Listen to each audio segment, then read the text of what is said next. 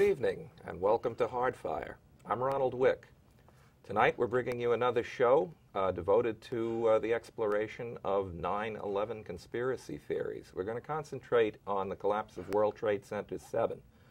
World Trade Center 7 is something of a stepchild among these theories because the building was not hit by a plane and it collapsed 7 hours after the attacks.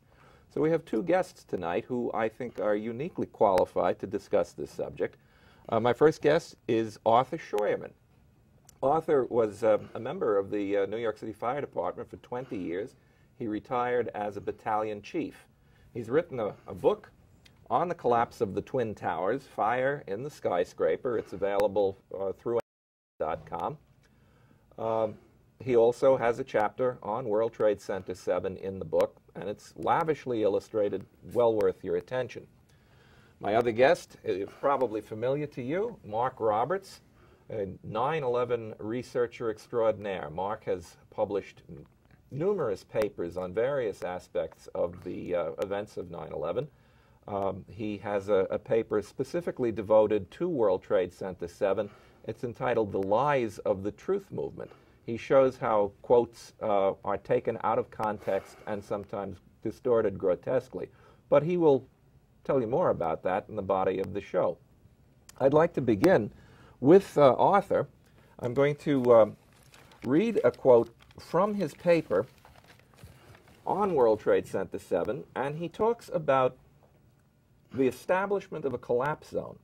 The anticipation of collapse was a brilliant conclusion, and no lives were lost when the 47-story building collapsed about an hour and a half after the evacuation order was given. The BBC somehow misheard the orders to evacuate the collapse zone and reported the building had collapsed well before it actually did. Now, Arthur, it sounds to me like this is an extraordinary feat by the fire department to avoid any more loss of life on this terrible day. Yeah, absolutely. Especially when you abandon a building and there's an uncontrolled fire, there is a possibility of collapse, no matter what kind of building it is, you know, if the fire is bad enough. And the collapse zone was like, how many feet was it? That's 600 feet, just about the height of the building. 600 feet, which included buildings around that, so they had to evacuate other buildings. They had to evacuate everybody out of the street. So it was a big thing just getting everybody evacuated. And but it's standard procedure. If you're abandoning a building that's on fire. Now that's what I wanted to touch on when you say it's standard procedure. The fire department deals with probabilities rather than certainties. In other words, when they decide that a building is unstable and liable to collapse, they don't know that it's going to collapse. They're just making a professional judgment. Right, absolutely. Okay.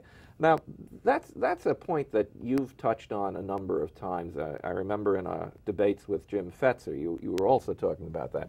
How do you construct any sort of conspiracy theory regarding the collapse of World Trade Center 7 that doesn't entail complicity on the part of the fire department? Yeah, this is something that the conspiracists just don't seem to get, although I've tried to drill it in many times in person. The very first time I faced any of them in person, Les Jameson, the head of New York 9/11 Truth, was claiming that the fire department got this word from above. Well, from above who? And he said, you know, the commissioner must have known, and et cetera, et cetera. Well, the bottom line is that the people on the ground, the people who were making those decisions, weren't conferring with anyone else, nor did they take orders from anybody else. And I'm sure Arthur will back me up on that. Right, the chief in charge of the building is in total charge of that building. He can evacuate it or do anything he wants with it. That's his responsibility. Yeah, so they've spent a lot of time trying to take quotes out of context. I've spent, in that paper in particular, lots of time putting them back in context and saying, this is what all the people who were there fighting that fire and determining the safety of the building think, and there are no dissenters. No one there from any level said that that was a bad idea to pull people away, said that they didn't think the building was going to collapse. And in fact, there were people like demolition experts who were there who had come down after the towers collapsed, who said, we were absolutely sure the building was going to collapse because of the severity of the fires and the amount of the damage. So they're unanimous in that. No, they didn't know exactly when, But what was the prudent thing to do? To take people away from the building, and thank God they did.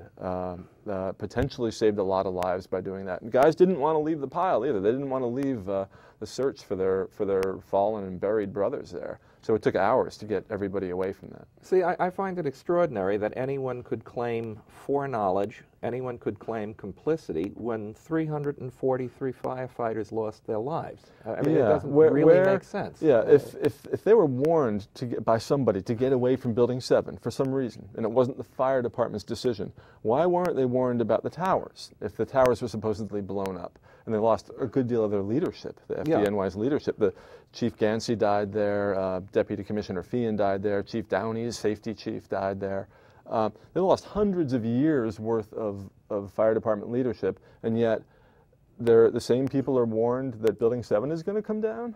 That doesn't make any sense to me. Before we let Arthur describe the structure of World Trade Center 7, I want to lay to rest a canard that's been floating around for years, and every time you think that it's dead, it resurfaces. You used the magic word pull. Now, Larry Silverstein said to a fire chief, in view of the tremendous loss of life, maybe the smartest thing to do would be to pull it. Rational people understand him. He meant, let's get these men out of harm's way. They're in a dangerous environment, an unstable building. Let's pull the contingent out. Well, I think the chief probably told Silverstein, we want to pull our men out. Yeah, I mean, he wasn't Do you have asking any for reason, permission. anybody in there, you have any reason why we shouldn't? Yeah, I mean, he certainly wouldn't be asking the owner of the building for permission to pull them out. Yeah, right. Yeah, now this phrase, pull it, conspiracy theorists keep saying that it means blow up the building and that it's industry slang. But it's not. No. I mean, I have personally called 20 demolition companies. They all agree that pull it does not mean blow up the building. There is a specific use for the term involving cables, attaching cables to a small structure and literally pulling it off its center of gravity. But it's time to put this one to bed. If you have Silverstein saying there's been a tremendous loss of life, the smartest thing to do would be blow up the building, he's not making any sense, and he's making this request to a firefighter.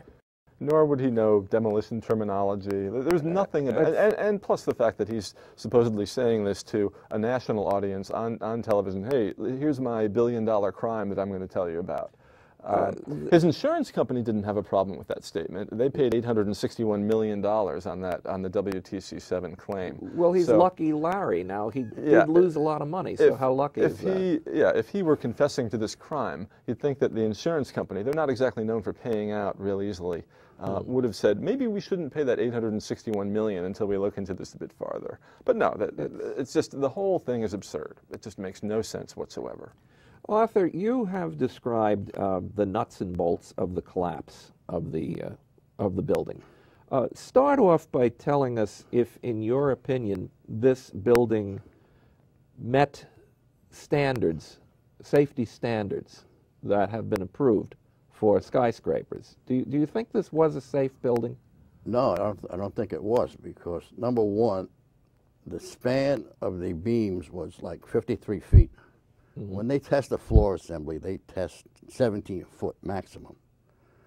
So there's no way that they could know that something that was probably twice the span would be safe under fire conditions, because they only test them at 17 feet. That's the standard.